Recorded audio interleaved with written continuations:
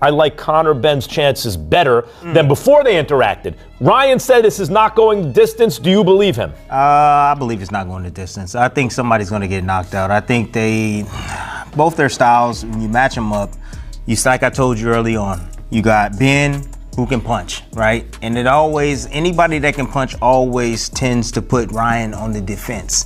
I think they're aggressive, and he's gonna have that approach, and he's gonna be real aggressive on him, put pressure on Ryan. Okay. And I just keep going back to, I watched the Rolly fight. Like, he took their left hook away, and I didn't think Rolly can do that, right? And then I think Ben is a lot better than Rolly. Another thing is— You don't think he's gotten better? Gotcha. What about Ryan Garcia fighting another young son from a legend, Conor Benn? That's going to be so fun. Who do you like, Mike?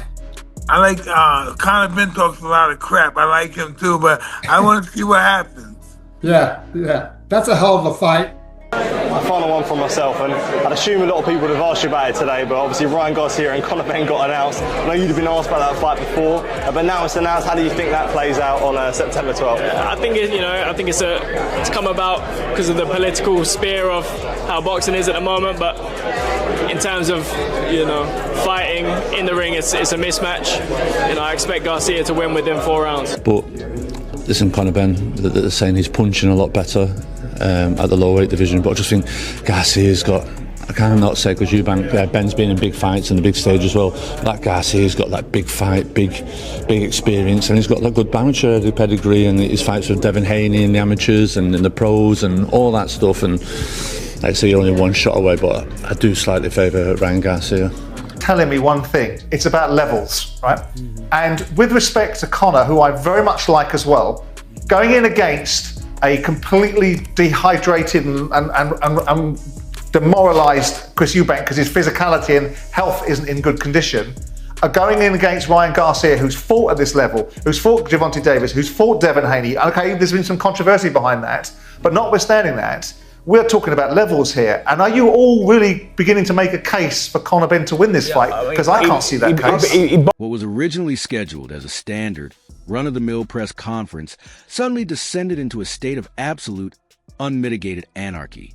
In a heartbeat, the atmosphere evaporated into a scene of pure violence as hundreds of high-intensity camera flashes captured a moment that will be etched in boxing history forever.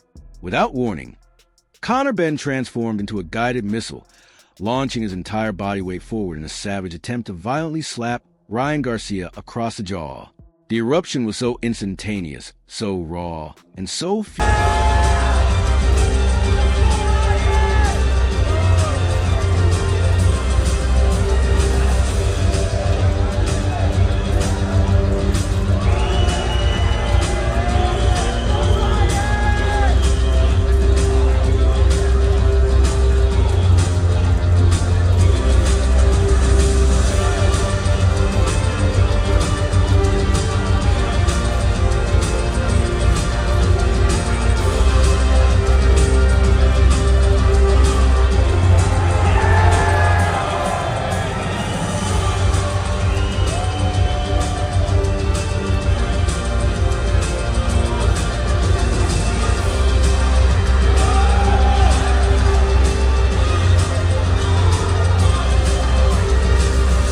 Make no mistake, the hatred simmering between these two warriors is not some manufactured marketing ploy designed to sell pay-per-view tickets.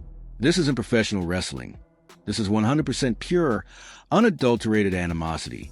Now that their high-stakes championship collision is officially locked in and the contracts are signed in blood, the global boxing community is gripped by one singular, burning question. Is this upcoming war a guaranteed highlight reel knockout? When I looked at the press conference, I'm looking at both fighters' demeanors. I like when fighters are sure. And I feel like Ryan is sure. I feel like both of them are, to be honest with you, but Ryan's a little bit more reserved, with it. It's it's a calm confidence that I like from him. He's just you gonna find out. It's different. It's different levels. My hand speed gonna be too much for you. My power gonna be too much from you. I got more experience than you. I got more amateur experience than you. Bro, you can't beat me, bro. You're not better than Haney. You're not better than all these other guys that I faced. Like, yeah, you might can punch hard, but I can punch harder as well. You know, so like he's not spooked with the talk coming from Conor Benn. And another thing, I think that Ben's will take him somewhere, but I think his will could get him in trouble too. Long before the ink was even dry on the fight contract, a toxic cloud of controversy had already cast a dark shadow over both fighters. The internet remains a ruthless judge, and fans across every social media platform are refusing to let either man move past their troubled histories. In a wave of viral mockery, the public has branded this showdown Austin versus Klamanai, a brutal, tongue-in-cheek reference to the highly publicized substance testing failures that nearly incinerated both of their reputations. This dark cloud has bred a culture of intense cynicism within the boxing world, leaving rival champions feeling nothing but disgust. P4P star Shakur Stevenson didn't hold back, ruthlessly devaluing Benn's elite status by arrogantly claiming, You talk to them about it? Like, hey, he's with you down the line. I want to make this happen? Yeah, I just talked with him not too long ago because he was afraid that the Ryan Garcia fight wasn't going to happen. So I told him, like, shit, if it don't, I'll step in. Okay. Did you tell the guys about that, like the Zuffa guys about that? And I told Conor Benn himself to keep me updated. Okay. Me and him had real conversation about it. So. All right. Who do you think wins that fight? Ryan Garcia. Do you think it's a close fight? Do you think it's a dominant win for him? How do you see it playing out? Nah, I think Ryan should win that pretty easy. I don't think this should be a hard fight for Ryan. But, you know, you never know who shows up with Ryan. Like, the guy that fought against Rolly, Conor Benn might get in there and scare him and put him in his place. So, we'll see. So when you say like you want to fight Conor and all that stuff, but if he loses in, you know, dominant fashion to Ryan, does that make you less interested in fighting him down the line? Yes. Okay. So there's a lot hinging on this in some regard. Like if people are hoping to see you fight him, if Conor doesn't show up or doesn't look good, maybe it evaporates. Yeah. On the lack of respect from their peers, the most dangerous battle might occur before the first bell even rings. The war against the scales. This is a life-threatening struggle that could determine the winner before a punch is thrown. Conor Benn hasn't seen the 147-pound welterweight limit in years. Instead, he's been bulking up his frame, competing as high as 160 pounds.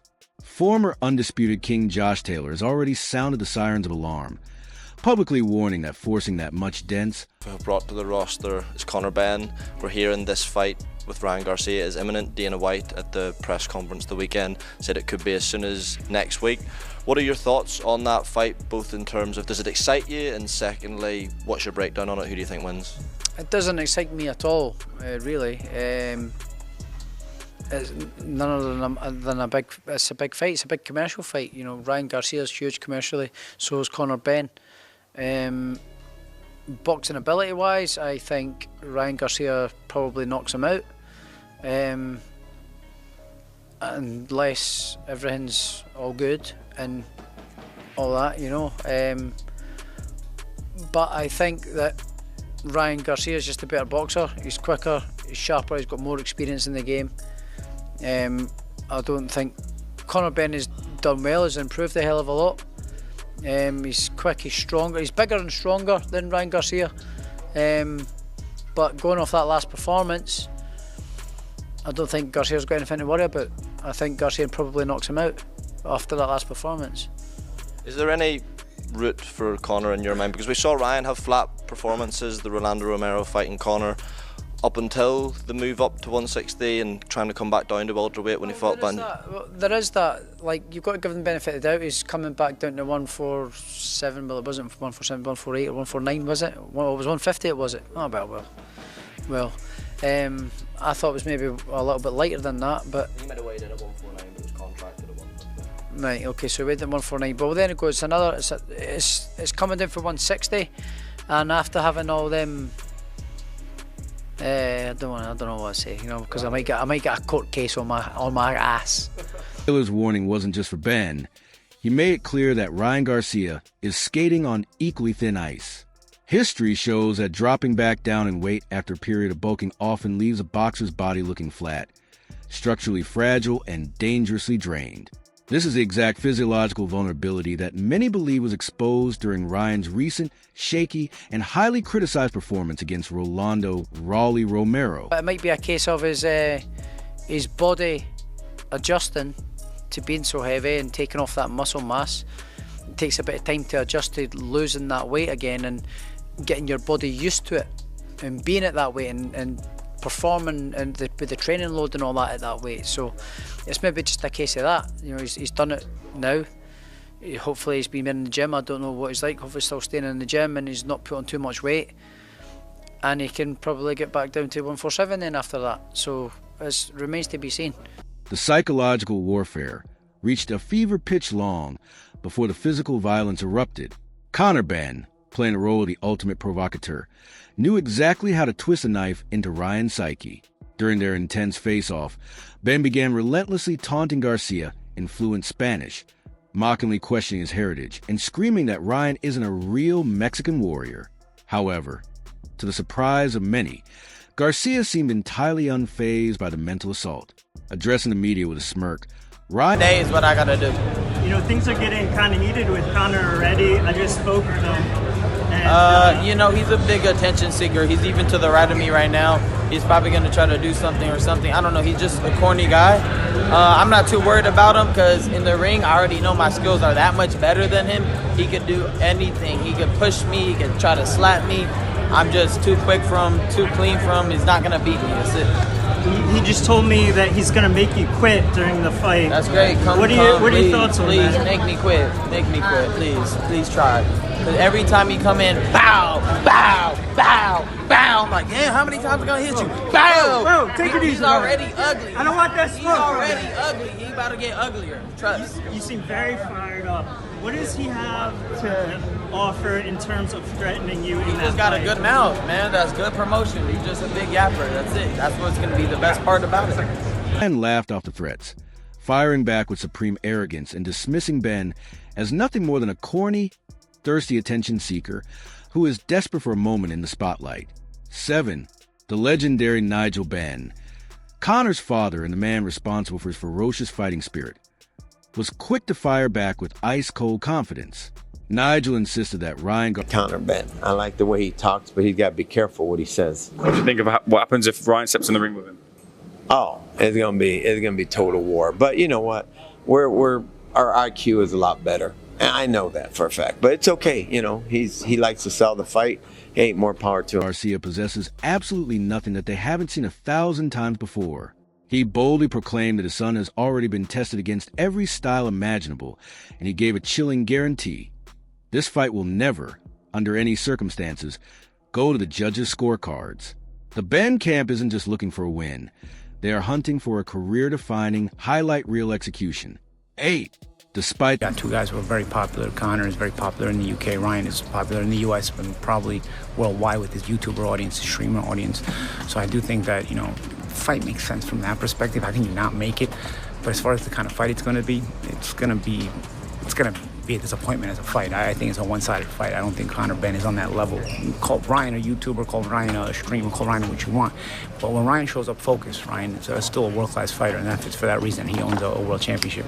For me, Conor Benn is a guy who's placed there out of popularity, and unless you do the Julio Cesar Chavez Jr. route, where you rob half of the guys on his record and you rob them, this guy's never going to become a world champion, you know. And I think that, you know, this fight is popular for a lot of reasons, but ultimately, as a fighter, the people on the inside as a fighters, and we're in the minority, the people that actually understand boxing, the people that watch this fight, these two guys are so popular that the majority of people are going to bring, the majority of the people that gets brought to a fight like this, brings their attention to a fight like this, are not boxing people, right?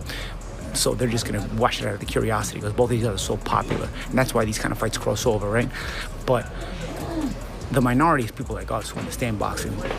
We in the minority know this is not a good fight. This is a one-sided mismatch, and I think I would be shocked if Ryan doesn't knock him out in a one-sided. The massive global hype and the millions of eyes on this matchup, the most respected minds in the sport see a different story. To the experts, this is a glaring, technical mismatch of the highest order. The betting markets, which are rarely wrong, tell the same tale. Ryan Garcia recently opened as a massive minus 430 betting. I think it's a great fight. But I think if Ryan go out there looking like anything like his last fight, I think he'll stop Conor Benn. I don't think Conor Benn is defensive enough. I like his intensity level, but his defense don't really handle defense. And Ryan's speed gives anybody problems. And then he can punch too. So I think Ryan stopped Conor Benn on some real shit. I think all the 47-pounders will stop him. I think Brian Norman Jr. would stop him. I think Devin Haney would stop him. Whoever at 47, top echelon, I think they'll stop him. Is it the weight? Because he looked good against Eubank. Yeah, I think it could be the weight, but also I think it's just his style. His style is not really that complicated. It's a simple style, and the things he do is simple. He jump in, jump out. You know what I mean? Jump in, jump out. It's like fighting a strong amateur. It's just like being in there with a strong amateur.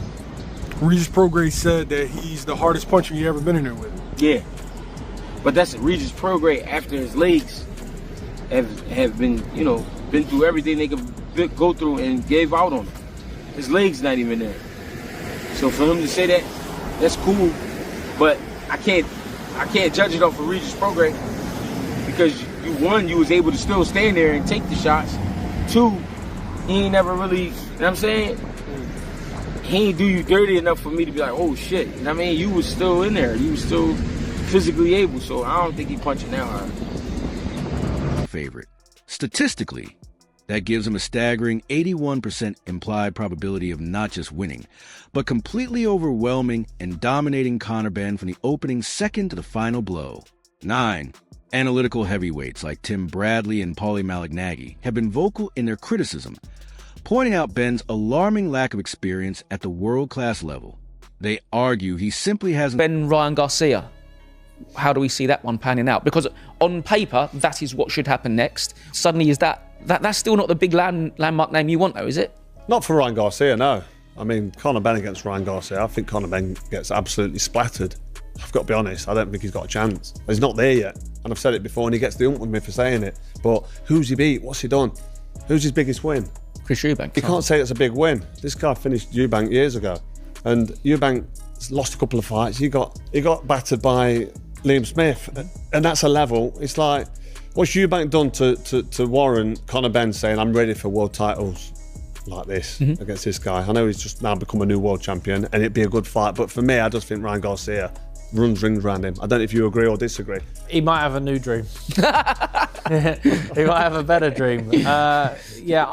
If I'm Conor Benn, I'm probably looking at Garcia though as the one for me because it's a bigger fight than the Shakur fight. Yeah.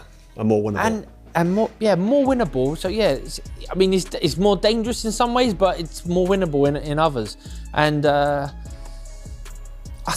that's a fight that I would be really excited for, to be honest. I'd really, because I think Conor Benn, whether he's limited or unproven in certain ways, he's got an exciting style and he's good to watch, he's fun to watch, and he's coming off a massive high. And he's a much better fighter now than he was a year ago, just through having those 2 camps, fights, the whole process against Eubank, performing on the highest stage, coming back from a loss to avenge it in a great way. And maybe it might be flattering because Chris Eubank was so finished. But I think the Garcia fight, I think it's a great fight, really. Swum in deep enough waters. Meanwhile, renowned trainer Greg Hackett performed a deep dive film study on Benn's movement, describing his footwork as elementary and painfully predictable. Hackett concluded that Benn's rhythm is so basic that a fighter with Ryan Garcia's freakish, blinding hand speed will be able to exploit and counter him at will. Conor Benn's first fight at 147 in 4.5 years, so that is not easy. I've been around Conor Benn a lot. He's a big guy, but he only had 6 weeks to make way for the Regis Prograis fight. I think it's going to be a better weight cut this time around. He did it once before earlier this year. Now he has a lot more time to do it. And don't forget, right, Tim? He was a massive puncher at 147 years ago. Yeah. I think about the fights against Chris Algieri, Chris Van Heerden. I'm not saying those guys are killers, but Those were big knockouts. Ryan Garcia and Conor Benn, I almost called him Nigel, and Conor Benn are both big, strong, power punching welterweights. They are. If you're around Ryan or Conor, you can see they're big for the division and they can both punch for the division. But speaking of the Prograis fight, as a future Hall of Fame athlete, Shady, I do think there's something to, well, why can't he get up for this fighter the way he can get up for that fighter? Because the reality is, you cannot simulate the adrenaline. How do you really simulate the adrenaline to get up for a lesser fight on a smaller stage? It's not the same. It's not going to affect you the same way, one would think, you tell me, as when you have to fight a greater threat on a bigger stage. Yeah. His best performance was against Eubank in the rematch. And that's a great point, because you go from fighting Eubank, it's all the history with that. It's such a big fight, right? It almost won Fight of the Year or something like that, so it was a big fight. And then Prograis is like, he's gonna retire to this fight, right? Older, it wasn't the same. So it's hard to get up for certain fights. Same thing in sports. Yes, are you prepared? For sure, but it's a difference when the whole world wants to see this type of fight compared to I'm just hanging there with a fight. I will say this though, you won't get up for Ryan Garcia. Ryan Garcia's going for a big win and all the attention he gets, and I feel like a fight like that, fans are gonna want to see it.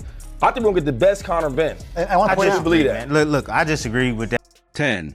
However, the most scathing review came from Hall of Fame legend Carl Froch. The Cobra didn't pull any punches, brutally dissecting Benn's recent outings. Froch argued that Benn fights with suicidal tendencies, carrying his chin dangerously high in the air while recklessly lunging into exchanges. Furthermore, I believe it's not going the distance. I think somebody's going to get knocked out. I think both their styles, when you match them up, like I told you early on, you got Benn, who can punch, right? And anybody that can punch always tends to put Ryan on the defense, right?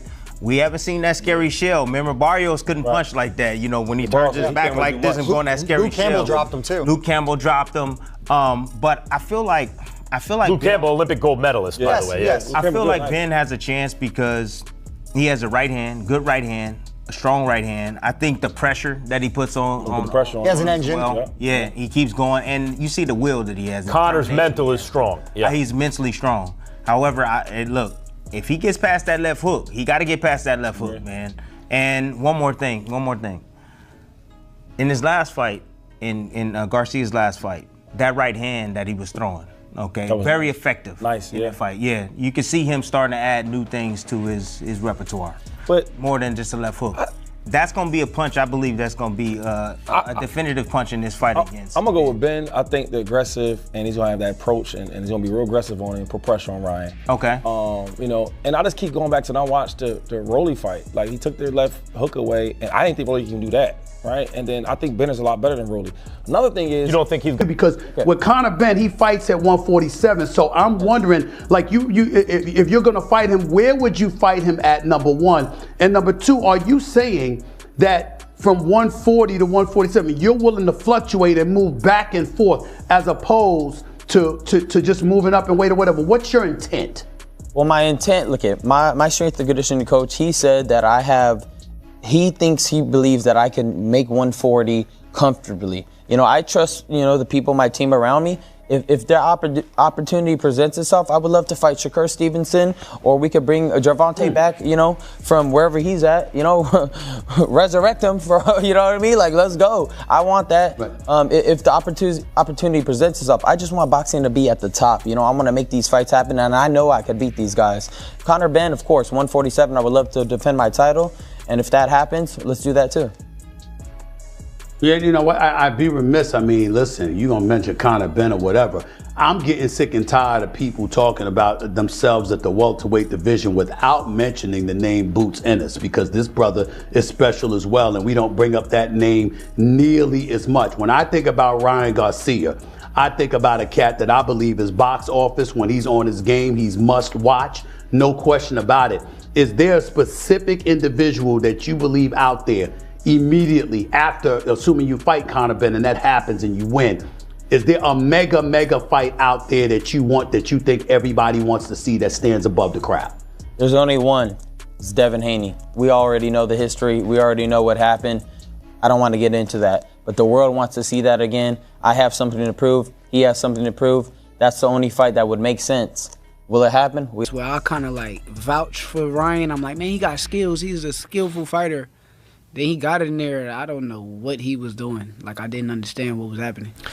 You know, it's one of them things where he has the fight with Devin. He beats Devin, gets popped, you know, for whatever he was on, Osterine. And then there's like, he's got a long time off. There's a lot of people mad at him. There's a lot of people, you know, which is such an unfortunate thing if you think about his performance against Devin, because that was incredible. Yeah, but the problem is he got caught. He got caught, yeah. So, like, I don't know. Like, for me personally, if you got caught, it's like, I can't give you the credit for that.